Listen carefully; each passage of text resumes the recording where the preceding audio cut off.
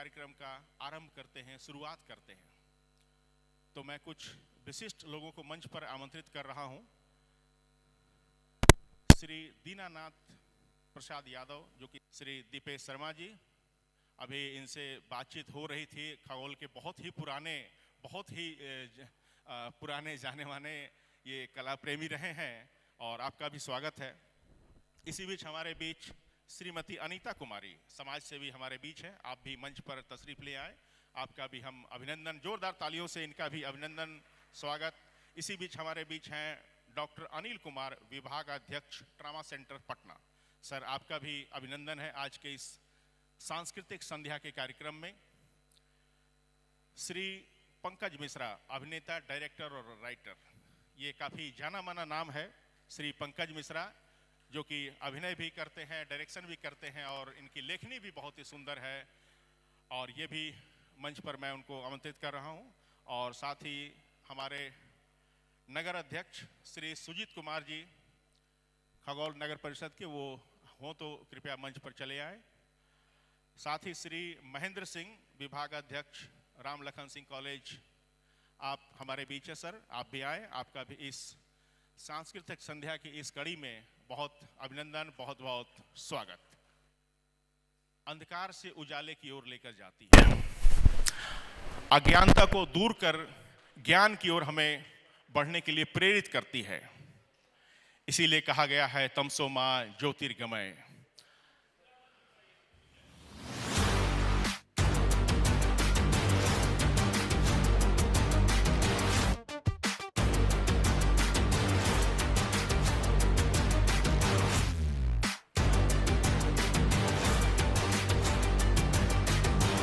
सूत्रधार को नाटक करने के लिए, चूंकि आपका जो प्यार मिलता है, दुलार मिलता है, जिसके कारण कि ये रहा मीनू, और बहुत ही जबरदस्त उसका प्रदर्शन हुआ था हमारे खगोल रंगमंच पर। वो भी प्रस्तुति नवाब आलम जी के द्वारा ही की गई थी।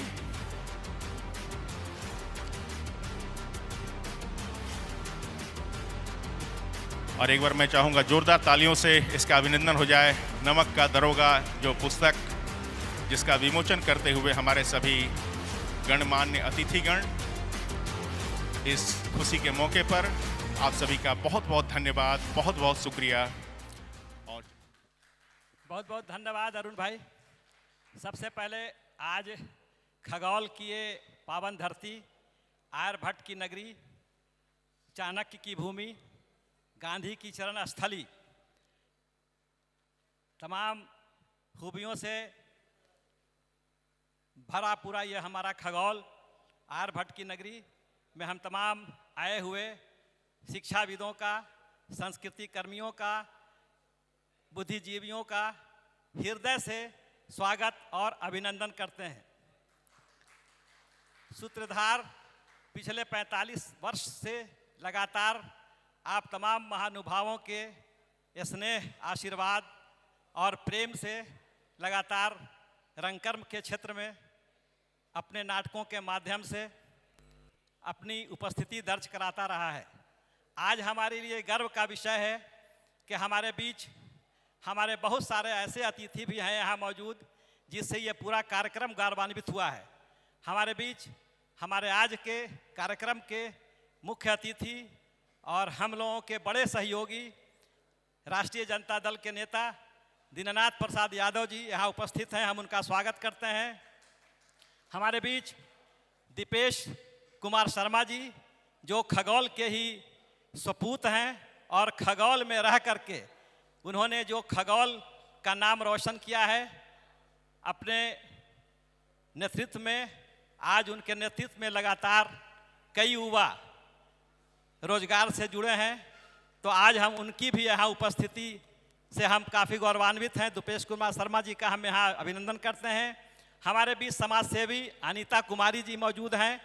हम उनको आज यहाँ मंच पर इसलिए आमंत्रित किया कि आप तमाम लोगों को जानकारी होगा कि नाटकों से लोगों की रुचि घटती जा रही है, लेकिन अनीता कुमारी लगातार सूत्रधार के आयोजन में, चाहे वो नुक्कड़ हो, चाहे वो गोष्ठी हो, चाहे वो नाटकों का हो, लगातार नाटकों के दर्शक के रूप में लगातार हमारे नाटकों को देखती रही हैं। तो मुझे लगा कि महिलाओं को भी मंच पर सम्मान मिलना चाहिए, तो आज मैंने विशिष्ट अतिथि के रूप में भी उन्हें सम्मानित किया, मंच पर आमंत्रित करके। आज और श्री नवाब आलम जी, आप कृपया पंकज कुमार मिश्रा जी को मंच तक लेकर आए। इसका सूत्रधार सम्मान से इन्हें सम्मानित किया जा रहा है, जैसा कि 2024 में श्री अभय सिन्हा जी को किया गया। वो भी बिहार के जाने माने रंगकर्मी, भारत के जाने माने रंगकर्मी, और आज ये सम्मान प्रदान किया जा रहा है पंकज कुमार मिश्रा जी को। आज बड़ी खुशी की बात है कि आप लोगों के सामने मैं मौजूद हूं। मैं एक छोटा सा कलाकार जो आप लोगों के आशीर्वाद से लेखन, निर्देशन और अभिनय के क्षेत्र में लगातार प्रयासरत हूं। यहां आकर मैं धन्य महसूस कर रहा हूं और इसका बहुत ज़्यादा श्रेय देता हूं श्री नवाब आलम भाई। सूत्रधार की नवीनतम प्रस्तुति प्रेमचंद की कहानी पर आधारित नवाब आलम जी के द्वारा निर्देशित ये नाटक नमक का दरोगा। तालियों के साथ अभिनंदन किया जाए कलाकारों का। तो प्रस्तुत है नमक का दरोगा।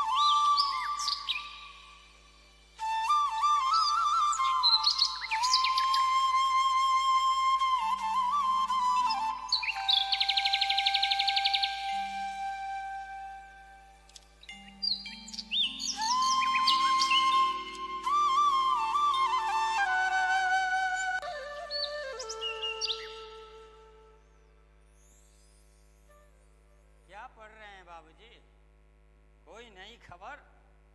नहीं बेटा, वही है जो रोज रहता है।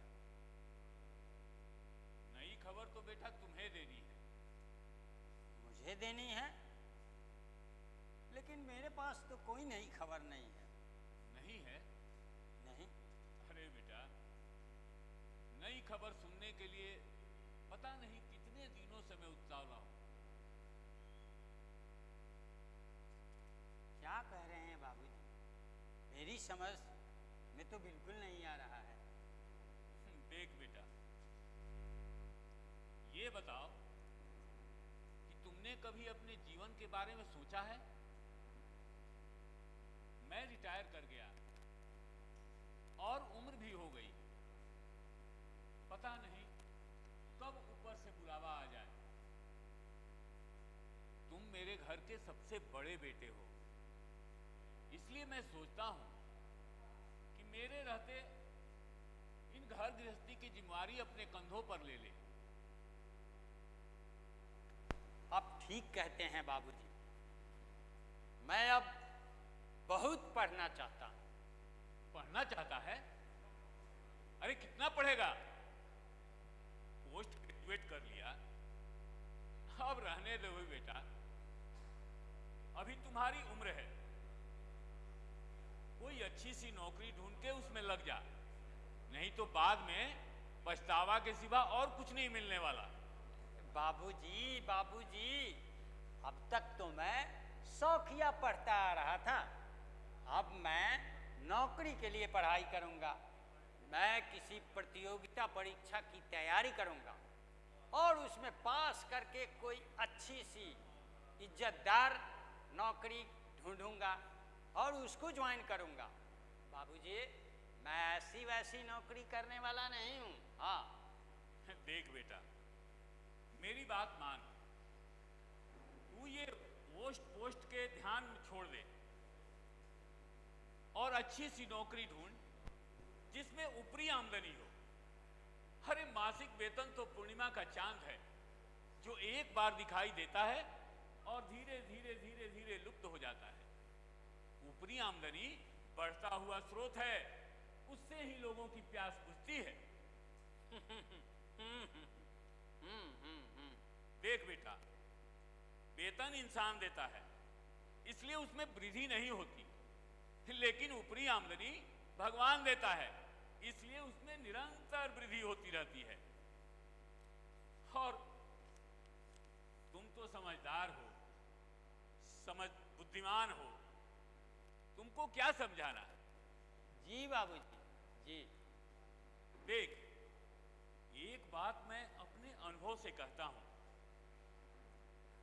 अगर किसी से पैसा वसूलना है तो देखना कि वो कैसा है, वो काम कराने के लिए तत्पर है कि नहीं, उतावला है कि नहीं, और घर का ठीक ठाक है कि नहीं। अगर वो ठीक ठाक है तो जितनी रकम मांगोगे उतना ही देगा, ना नहीं करेगा। लेकिन बेटा, जो आदमी काम के लिए करवाने के लिए उतावला नहीं है, गरज नहीं है, उससे थोड़ा संभल के ही रहना। क्या हूं जी जी कर रहा है, कुछ बोलता क्यों नहीं है? माफ कीजिएगा बाबूजी, पर मैं आपके विचारों से सहमत बिल्कुल नहीं। विचारों से सहमत नहीं है? नहीं। अरे अरे, किन विचारों से सहमत नहीं है तू? यही जिसका पाठ आप मुझे तब से पढ़ा रहे हैं। अरे मैं कोई अच्छी सी नौकरी, इज्जत की नौकरी करना चाहता हूं, आप मुझे रिश्वत के बारे में बता रहे हैं। देखिए बाबूजी, मेरा सिद्धांत आपके सिद्धांत से बिल्कुल मेल नहीं खाता। मैं तो घूस वूस लेने वाला नहीं हूं, समझ जाइए। ठीक है, जा जो मन में आए कर, मुझसे सलाह लेने की कोई जरूरत नहीं है तुम्हें। बाबूजी, आप नाराज क्यों होते हैं? आप जो चाहते हैं वही तो मैं भी चाहता हूं।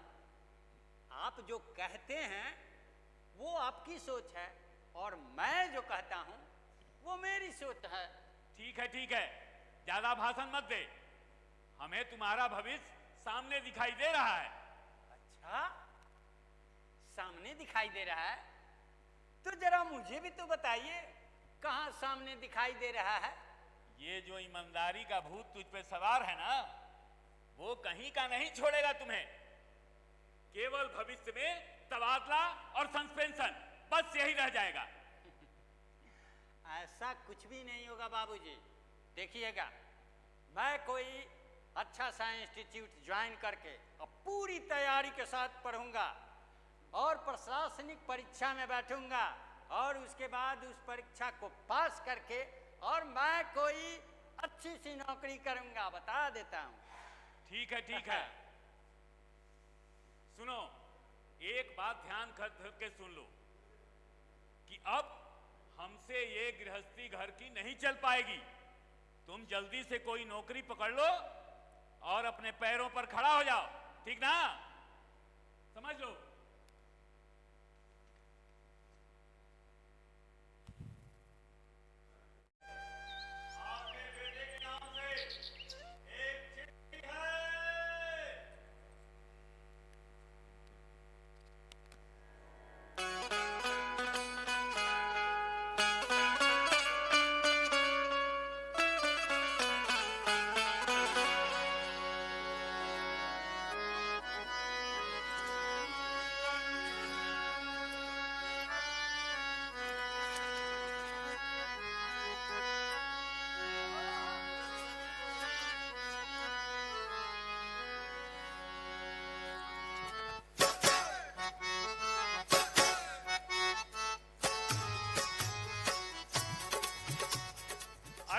लो जी।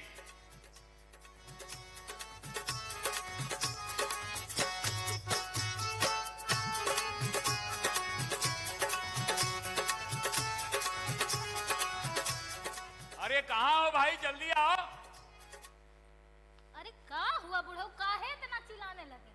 अरे आपको तो अखबार पढ़ने से फुर्सत नहीं है, हमको घर में 10 तरह का काम होता है, अपने में उलझाए रहते हैं। हाँ, क्या बात हो गया, काहे अरे चिल्ला रहे? भाई चिल्ला नहीं रहे हैं, तुम भी खबर सुनोगी ना तो तुम उछलने लगोगी। हम भी उछलने लगेंगे? हाँ। ऐसा क्या खबर है? आप बुझौलिए बुझाते रहिएगा कि हमको भी कुछ बताइएगा। अरे देखो, अपना बेटा बंसीधर है ना, हाँ जी। उसका सरकारी नौकरी लग गया, वो दरोगा हो गया है, दरोगा। सच में जी? हाँ। अरे दुर्गा माई का बड़ी कृपा है जी, हम तो तपस्या किए थे कि मेरा बेटा कुछ बन जाता। सच में ना जी? हाँ हाँ देखो। अरे हमको तो पता था कि वो कुछ करेगा, अरे उसका तो लक्षण है बताता था कि वो कुछ बड़ा ही करेगा। ए जी सुनिए ना, हम अभी आते हैं। ठीक है, ठीक है, ठीक है।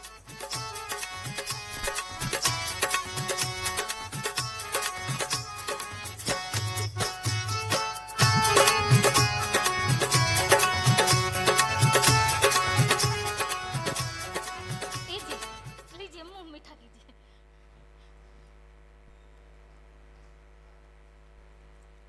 का जी, मैंने इतना बेईमान हो गए आज से आप? आपका अकेले का बेटा था कि मेरा भी है? अरे नहीं भाई, तुम भी लो, तुम भी खा लो। लो। ए जी, जल्दी में तो पूछना भूल ही गए, क्या? हमारे बबुआ का पोस्टिंग कहाँ पर हुआ है? अरे यमुना नदी के किनारे जो दातागंज है ना, वहीं पे पंडित आलोपी दीन के गांव में। आप समझ लो ना कि हमरा बबुआ को अब जिंदगी भर कुछ करने की जरूरतें नहीं है। काहे? दातागंज में ऐसा का है? ई पंडित आलोपी दीन, ई कौन है भाई? अरे गजब हो भाग्यवान, पंडित आलोपी दीन को पूछ रही हो कि कौन है? अरे पूरी जो है दुनिया जानती है पंडित आलोपी दीन को। वो रईसों के रईस, जमींदारों के जमींदार। अरे वो बहुत नेक आदमी हैं, जानती हो, वहां लाखों का लेन देन होते रहता है। और तो और जितने भी उस इलाके में लोग हैं वो बिना कर्ज के नहीं दिए हैं उससे, ठीक है ना। और देखो, अंग्रेज सबके जब अफसर शिकार करने के लिए आते हैं ना तो वहीं पे ठहरते हैं। और समझ जाओ कि एकदम सालों भर चहल पहल पूजा पाठ मजमा लगा हुआ रहता है। अच्छा, तो इससे अपने बबुआ का क्या लेना देना है? अरे देना कुछ नहीं है, केवल दोनों हाथ से लेना है। अरे बहुत ईमानदार और अच्छे आदमी हैं वो अफसरों का आवा भगत बहुत ध्यान से करते हैं।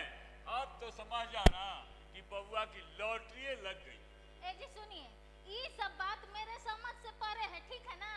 हमको बस यही बात का खुशी है कि हमारा बेटा सरकारी नौकरी में लग गया। हाँ। आज दुर्गा माई का कृपा हो गया। तो सुनिए, आपसे हमको इतना बतियाना नहीं है, चलिए मिठाई बांटे, चलिए मेरे साथ की बैठ के अखबारें पढ़ते अरे रहिएगा। नहीं नहीं भाई, चलो तो चलो, चलिए। हम भी गांव में चलिए। बांटेंगे। हाँ चलिए। चलो। चल चल चल।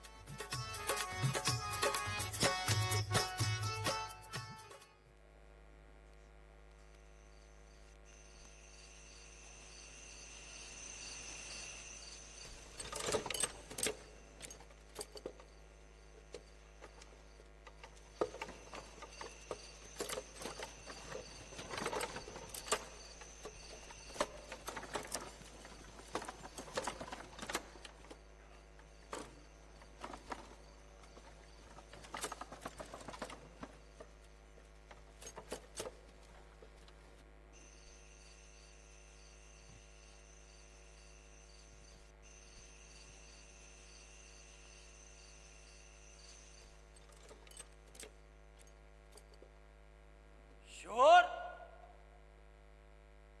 इतनी ज्यादा शोर। 3 महीने हो गए, 3 महीने हो गए मुझे यहां ज्वाइन किए हुए, लेकिन आज तक तो इतनी शोर कभी सुनाई नहीं दिया। लग रहा है कि गाड़ियां नदी पार कर रही है। जरूर दाल में कुछ काला है, अभी जाके देखना होगा। जरूर गड़बड़ है। बदलो सिंह, ओ बदलो सिंह, अरे बदलो सिंह। बदलू सिंह क्या जय हिंद कर रहे हो? अरे बदलू सिंह जल्दी चलो। हम रात में नहाएंगे नहीं सर। क्या? नहीं सर। अरे नहाने की बात नहीं है बदलू सिंह। 1 बज रहा है सर। सोइए सर, आप भी सोइए सर। अरे बैठिए सर, बैठिए, सोइए सर। अरे सर कहाँ जाइएगा? बैठिए सर, बैठिए। अरे जल्दी चलो बदलो सिंह। अरे भाई चलना है, नदी के किनारे चलना है। क्या हो रहा है सर? किस लिए? लो पूछ रहा है क्या हो रहा है सर? अरे भाई वहां पे चलना है। क्या तुमको शोर सुनाई नहीं दे रही है? कुछ नहीं सर, नींद आ रही है सर। अरे नींद नहीं आ रही है, चलो जल्दी चलो। चले सर? हाँ चलो, रुकिए जल्दी सर। चलो। रुकिए सर, 1 मिनट सर। हाँ अरे सर, जल्दी चलो। 1 मिनट सर। चलिए सर। चलो चलिए सर। चलो चलिए सर, आगे आगे चलिए सर। जल्दी चलो। मैं आपके पीछे पीछे सर।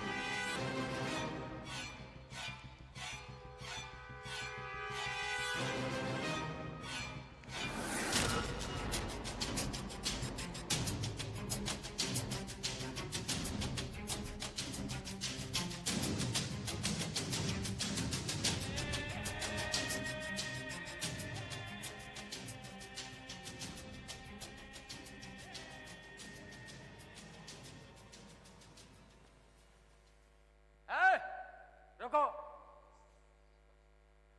क्या हुआ सरकार? हाँ, हम लोगों से कोनो गलती हो गया है का? क्या हो रहा है ये? और इस बोरे में क्या है? बोरे में कच्चू नहीं है सरकार, कोनो गलत सामान नहीं है। बोरे में क्या है? अरे कच्चू नहीं है सरकार, जाने दीजिए सरकार, कच्चू नहीं है।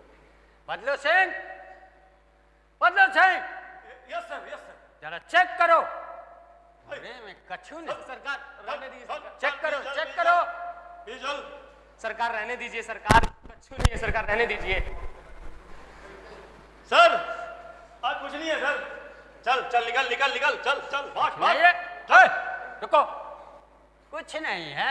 आज सर खाने का गेहूं। बदलू सिंह जरा इधर आओ, इधर आओ तुम, इधर आओ, इधर आओ। मैं खुद चेक करके देखता हूँ। ना ना सरकार, सरकार रहने दीजिए सरकार। सरकार हाथ मत लगाइए सरकार, खराब हो जाएगा सरकार, हम हाथ मत लगाइए। नमक बताओ, ये गाड़ियां और ये माल कहाँ जा रही है? कानपुर जा रही है सरकार, कानपुर। कानपुर? किसकी है ये गाड़ियां? जी वो अबे गूंगा है क्या? बोलता तो नहीं है। जी पंडित बोलो। आलोपीन जी की है, पंडित आलोपीन जी की। क्या? पंडित आलोपी दिन की? जी सरकार। दातागंज वाले? जी सरकार, सरकार आप जानते हैं का?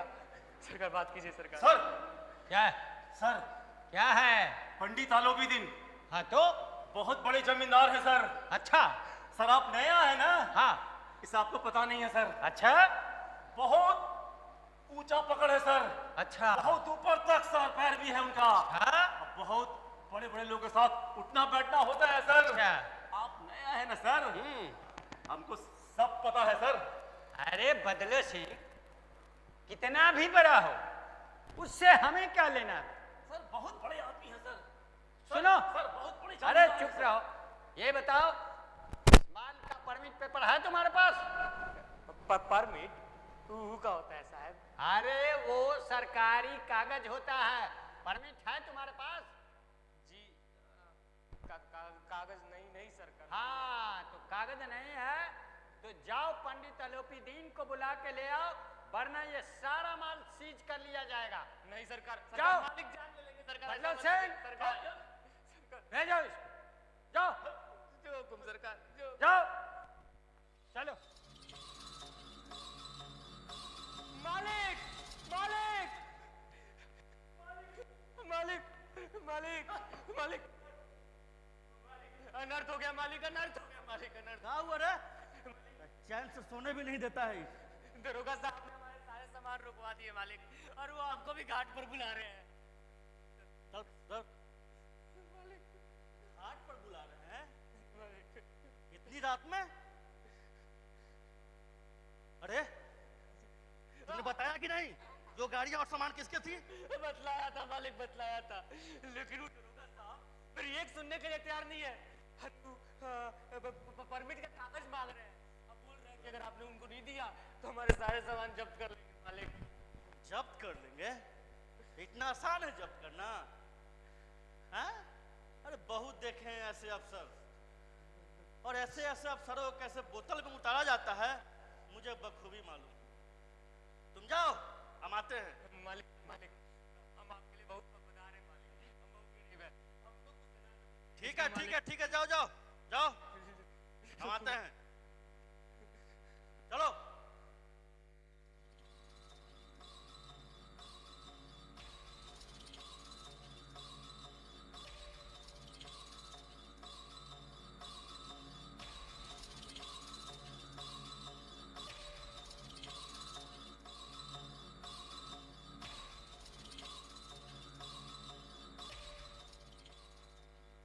बाबूजी, बाबूजी, आशीर्वाद आशीर्वाद। मैं हूं पंडित अलोपी दीन, और हम पंडितों पे तो विशेष कृपा दृष्टि आपकी होनी चाहिए सरकार। और भला हमसे ऐसी क्या अपराध हो गई कि आपने हमारी गाड़ियां ही रोक दी? सरकारी नियम पंडित जी, आपने परमिट का कागज नहीं दिखाया, इसलिए हमने आपकी गाड़ी को रोक दिया। अरे साहेब, ना तो हम सरकार को जानते हैं और ना ही उसके नियम को। अरे हमारा सरकार तो आप ही हैं हुजूर, और ऐसा भला हो सकता है कि हम इधर से जाएं और इस घाट के देवता को भेंट ना चढ़ावें? अरे टुकुर टुकुर क्या देख रहे हो? अरे साहब को 10,000 रुपया भेंट किया जाए भाई। रुको, देखिए पंडित जी, मैं उन नमक हरामों में से नहीं हूं जो चंद पैसों के लिए अपना ईमान तक बेच डालते हैं। मैं एक सच्चा ईमानदार अधिकारी हूं, समझ जाइए। अरे आपके पास पेपर परमिट नहीं है, मुझे आपको हिरासत में लेना होगा और आपका चालान भी हो सकता है। अरे सरकार, बहुत भोले हैं आप। अब भला मेरा अपमान करने से आपके हाथ में क्या आएगा बताइए? चलिए 25,000 रुपया ले लीजिए और मामला को यहीं पे रफा दफा कर दीजिए। क्या पंडित जी, 25 क्या 50 भी देंगे तब भी मैं अपने सच्चाई के रास्ते से हटने वाला अधिकारी नहीं हूं। अच्छा तो ठीक है, 1 लाख ले लीजिए और जाने दीजिए। बदलो से अरे गिरफ्तार करो पंडित जी को। यस सर, जी सर। अरे सरकार, ऐसा अनर्थ मत कीजिए। अरे इतने सालों का जो बना बनाया इज्जत है वो मिट्टी में मिल जाएगा। ऐसा कीजिए, 5 लाख लेकर हटाइए इस केस को। बदलो सिंह, यस सर। हथकड़ी पहनाओ पंडित जी को। जी सर। 15 लाख सरकार, हम 15 लाख देने के लिए तैयार हैं। अरे अपना जिद छोड़ दीजिए सरकार। 15 लाख? साला हरिश्चंद्र का औलाद हो गया, ईमानदारी का भूत इसको सवार हो गया। न अपने कमाएगा न हमको कमाने देगा, न जाने इसको क्या हो गया है। सरकार आखिरी बार बोल रहे हैं, 25 लाख लेके मामला को यहीं पे खत्म कीजिए। 25 लाख? 25 लाख? अब तो हमको चक्कर आने लगा।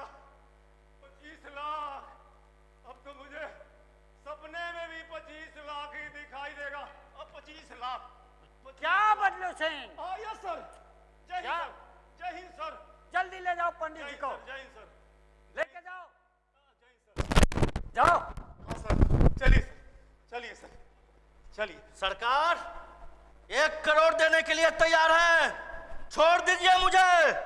पैसे की गर्मी किसी और को दिखाइएगा पंडित जी, मैं सच्चाई के रास्ते से हटने वाला अधिकारी नहीं हूं। एक क्या 5 करोड़ भी अगर आप देंगे तब भी मैं इधर उधर नहीं हो सकता। अब आपका फैसला अदालत करेगी। आई सर, आई सर सर आप घबराइए मत सर, आप घबराइए मत, हम लोग हैं ना सर, हम लोग आपको कुछ नहीं होने देंगे सर, निश्चिंत रहिए, कुछ नहीं होगा आपको सर। हम लोग में रहते आपको कुछ हो जाए, लानत है ऐसी जिंदगी क्या। सर आप जैसे महान समाजसेवी को भला कोई गिरफ्तार कैसे कर सकता है सर, कैसे कर सकता है। आप निश्चिंत रहिए सर, आपको हमारा बचाना, सेफ्टी ये मेरी जिम्मेवारी है सर, मेरी प्राथमिकता है सर कि मैं आपको बचाऊं। आप निश्चिंत रहिए, आप टेंशन मत लीजिए, ये टेंशन मेरा है सर। देखिए सब कागज मैंने तैयार रखा है। सर आपको गिरफ्तार करने का मेरा कोई इरादा नहीं था, लेकिन क्या करिएगा सर, हम लोग जूनियर हैं ना सर, तो ऊपर से आदेश हो जाता है तो पालन करना पड़ता है। लेकिन सर एक बात है सर एक बात है, कोर्ट में आपके खिलाफ गवाही किसी भी कीमत पे मैं नहीं देने वाला हूं, चाहे जो कुछ हो जाए चाहे जो कुछ हो जाए। ऑर्डर ऑर्डर ऑर्डर, शांत हो जाइए। तमाम गवाहों को सुनने के बाद अदालत इस नतीजे पर पहुंचे है कि पंडित आलोपी दीन के विरुद्ध दिए गए प्रमाण निर्मूल और भ्रमात्मक हैं। वह एक इज्जतदार और संपन्न व्यक्ति हैं। यह बात कल्पना से बाहर है कि इतने कम लाभ के लिए वे ऐसा गिरा हुआ काम कर सकते हैं। अदालत उन्हें बाइज्जत रिहा करती है। दरोगा बंसीधर की उदंडता और विचारहीनता के कारण एक भले इंसान को कष्ट झेलना पड़ा, इसका हमें अफसोस है। बंसीधर को उसकी नौकरी से बर्खास्त किया जाता है।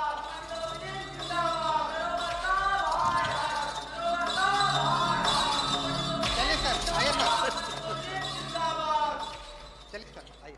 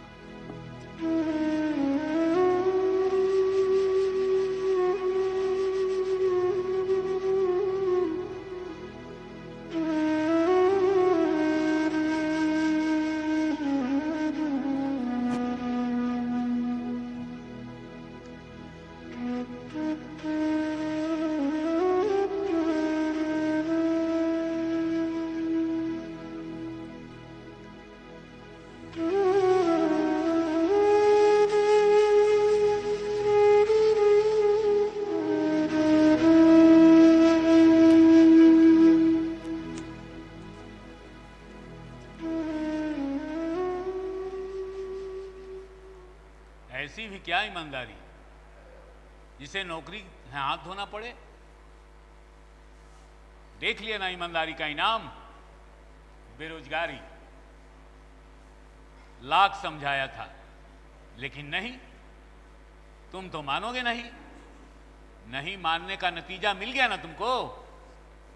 मन तो करता है कि अपना और तेरा सर फोड़ दें। लेकिन बाबूजी इसमें मेरी कोई गलती नहीं थी, मैंने ऐसा कुछ भी नहीं किया था। हाँ, क्यों नहीं? अरे मैंने भी नौकरी की है। ठीक है, तुम्हारे जैसा पढ़ा लिखा नहीं था, अफसर नहीं था, लेकिन इतनी अकल जरूर थी कि किससे कैसे पेश आना है, किससे कैसे बात करना है। तेरा सारा पढ़ा लिखा सब धरा का धरा रह गया। अरे कितने अरमान थे हमारे, और तुम्हारी मां जगन्नाथपुरी और रामेश्वरम जाने के लिए उत्सुक थी।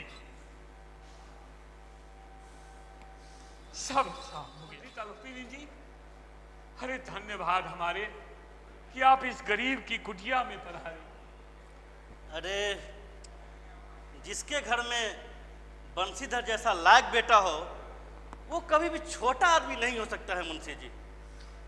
नहीं पंडित अलोपीदी जी, इसने जो भी किया उसके लिए मैं बहुत शर्मिंदा हूं। इसने तो मेरे मुंह पे कालिक पोत दिया, कहीं मुंह दिखाने के लायक नहीं छोड़ा। मुझे माफ कर दीजिए पंडित। अरे मुंशी जी ऐसा मत कीजिए भाई, ये आपको शोभा नहीं देता। अरे ऐसा नहीं कहे तो और क्या कहें इस नालायक के लिए। अरे मुंशी जी, मैंने अपने जीवन में हजारों रईस और अमीर देखे हैं। अरे सैकड़ों उच्च पदाधिकारियों से तो मैंने काम करवाया है, लेकिन आपके बेटे के जैसा मैंने कोई दूसरा नहीं देखा।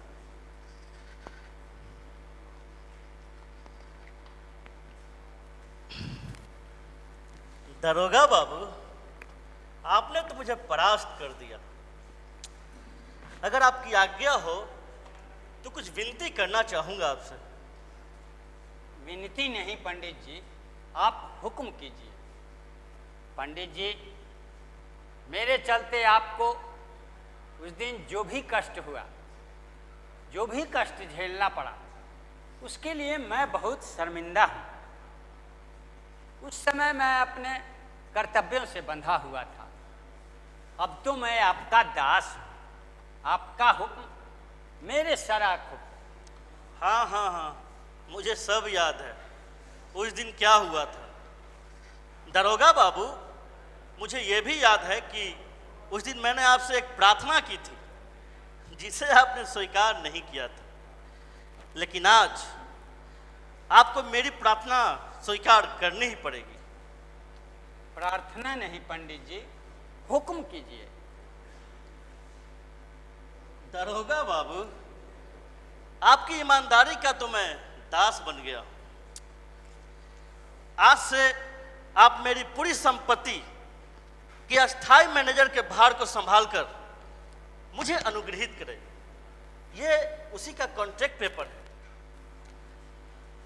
ज्यादा तो नहीं, 6 लाख सालाना, गाड़ी बंगला, नौकर चाकर की सुविधा तो अवश्य प्रदान करूंगा।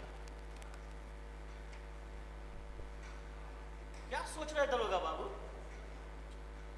देखिए भाई, हम ब्राह्मण हैं, और जब तक आप इस पेपर पे दस्तखत नहीं कर देते हैं, मैं यहां से हिलने वाला नहीं हूं। देखिए पंडित जी, आप जैसे सज्जन और प्रतिष्ठित व्यक्ति के साथ काम करना मेरे लिए सौभाग्य की बात है, लेकिन मैं मैनेजर के पोस्ट के योग्य नहीं हूं। मुझे मैनेजमेंट का कोई अनुभव नहीं। मैं यही सोचता हूं, यही अंदाजा लगाता हूं कि इस पोस्ट के लिए आप किसी अनुभवी और काबिल व्यक्ति की तलाश करें और उसे अपना मैनेजर के पोस्ट पे बहाल करें।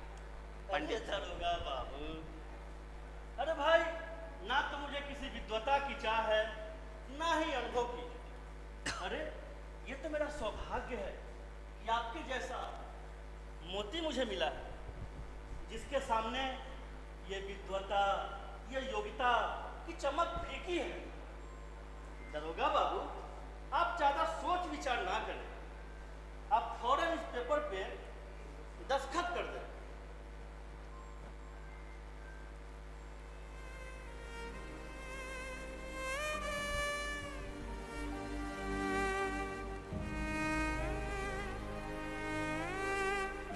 हाँ दरोगा बाबू, एक विनती और मैं आपसे करना चाहूंगा कि या आप वही नदी तट के किनारे वाले कठोर किंतु धर्मनिष्ठ दरोगा बन के रहिएगा।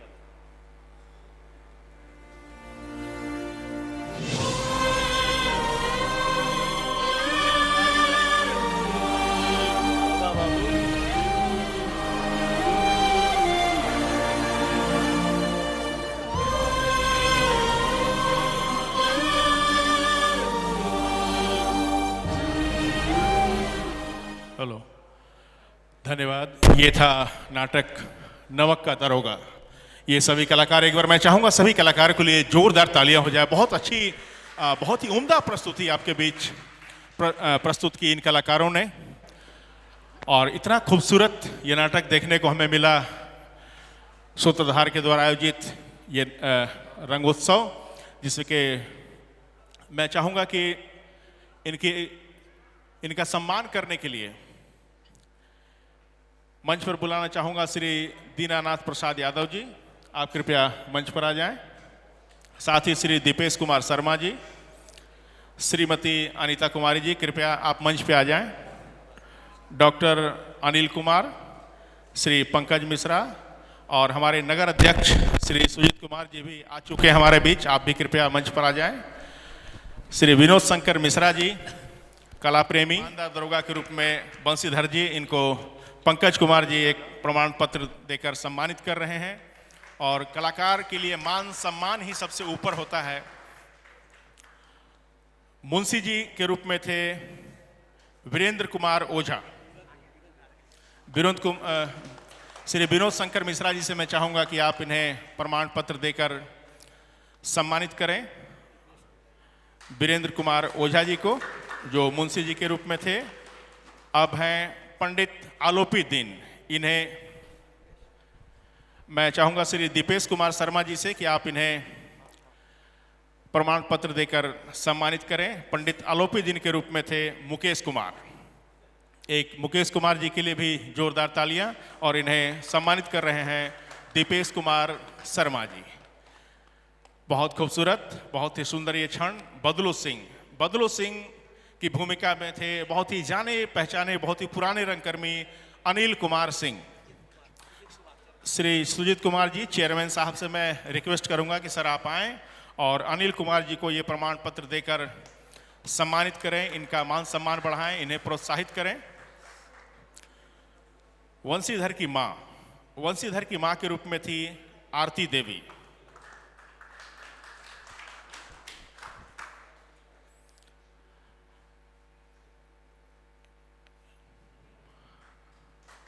आरती की मां, ये वंशीधर की मां आरती देवी, इनका सम्मान करते हुए श्रीमती अनीता कुमारी। और इनके बाद वकील के रूप में थे सऊद आलम जी का सम्मान करेंगे हमारे नगर अध्यक्ष चेयरमैन साहब श्री सुजीत कुमार जी। और अब मल्लाह एक के रूप में थे भास्कर राज, जिसे सम्मानित करने के लिए मैं मोहन जी को आमंत्रित कर रहा हूं। मोहन जी कृपया मंच पर तशरीफ लाएं और इन्हें सम्मानित करें। ये मल्लाह एक के चरित्र का निर्वहन कर रहे थे भास्कर राज, इनके लिए भी जोरदार तालियां।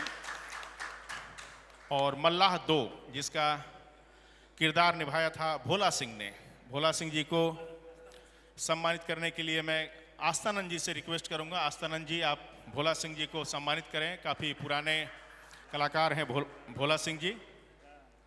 ये जो मंच पर कलाकार थे ये सभी